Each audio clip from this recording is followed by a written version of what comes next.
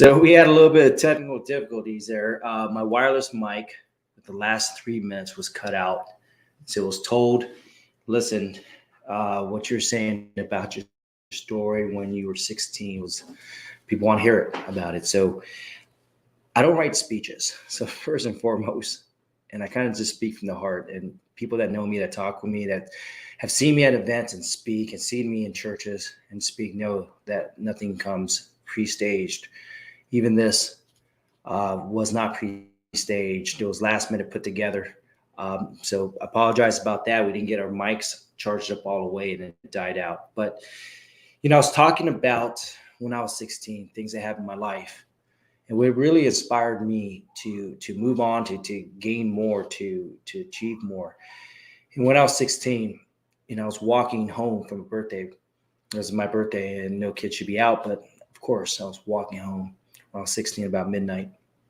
And a car rolled up. And from the back seat, a shotgun pulled out and said, "What do you claim, blood?"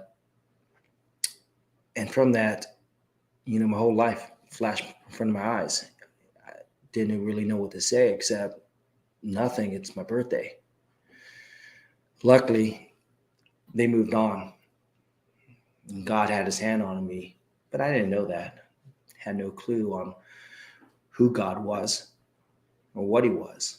I just knew as a Catholic that there was a God, but never had a relationship. But from that moment in time, I thought to myself that there's got to be more than this narrow view of life. That everything I was told that this is all my life is going to be aspire to be, that there's got to be more. That this is not the life I want to live.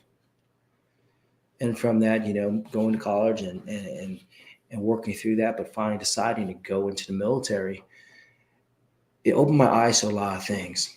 It opened my eyes to phenomenal mentors that was able to look at me, and not by the color of my skin, but look at me as a person that has the ability, a person that has promise. And they inspired me to do more, to be more, to achieve more. They pushed me. They shaped me. And from that, I went on to the Secret Service and they got recruited in the CIA. I was able to work on policies and work to defend this country, be able to walk the halls of Congress to brief congressmen and senators, brief heads of state, brief directors of different agencies on the current issues, national security issues. And I always tell people, if I ever went back in time and saw 16-year-old Tony, and tell him what your life is going to be, the greatness that you're going to achieve, the different levels of people looking at you as a person of intellect, a person of knowledge. 16-year-old Tony said, "There's no way. That's just not on the cards." But I tell you, that is what we're doing to our kids. We're not bringing the American dream to them. We're holding a lot of them down. We're telling them that they can only achieve certain levels because of the color of their skin, or if they're going to achieve anything, that they're going to need a leg up. Through my time, my adversities, things I went through, shaped who I am. And I'm proud about that. It made me stronger. It gave me the strength to stand up. We're not judged by the amount of times we have a victory, but the amount of times we fail and overcome adversity. Every single time I had adversity in front of me and I overcame it, I looked back and I said, I did this. People believed me, but I didn't need help. They inspired me. So there's a difference when we talk about equity. Are we inspiring people, kids, to achieve more than they could ever dream? Or are we telling them that the only way you're going to achieve anything in life is if I give you a leg up, that you cannot do this on your own? That is not the American dream. That's not what this country's based on. As we celebrate 4th of July, We base the American dream off of what our patriots did to overcome an empire that can pretty much control the world. 13 colonies banding together with one single purpose: to fight for liberty against all odds. They overcame that. That is the strength of our country. That is the strength of every single child we have, to tell them, you may look at hard odds. You may look that things are against you, but they're not. Your hard work will get you through this because we believe in you. Now, like I said, I don't write speeches, don't know exactly what I left off, but I know I want to give a kind of an ending because I left some of the people out there on this high note about my life and what happened. So I just want to end this and wrap this up. That what are we doing in our country? When we celebrate July 4th, what are we doing as patriots to give back? Are we being activists for selfish reasons, for a political agenda? Or are we being patriots and working together to make our country great? And I really want to challenge each and every person: when you have an agenda, is the agenda for the good of the country or for yourself?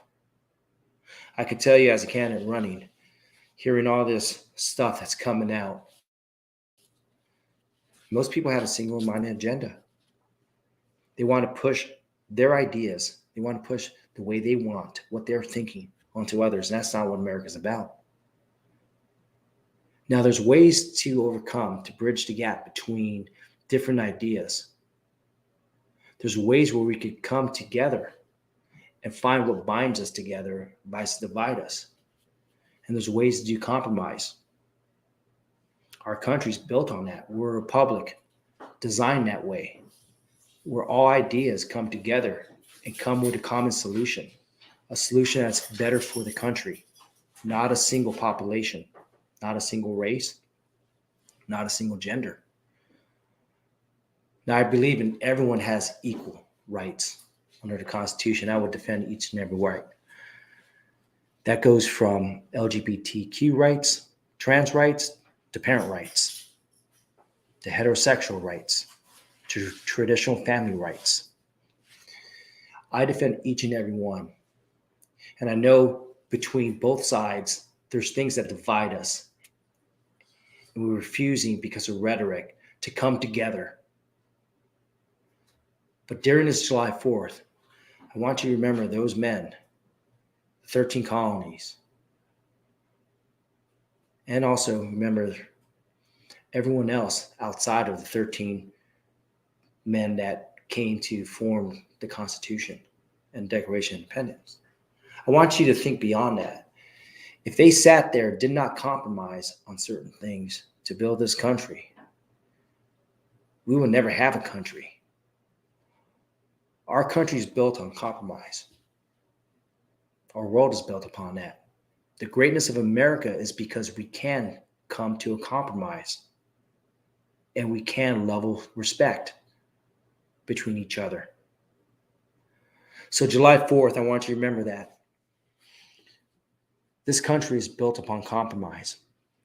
This country is built upon an ideal. This country is built upon what we can be and what we strive to be. And let's build for a better future. We owe it to our kids.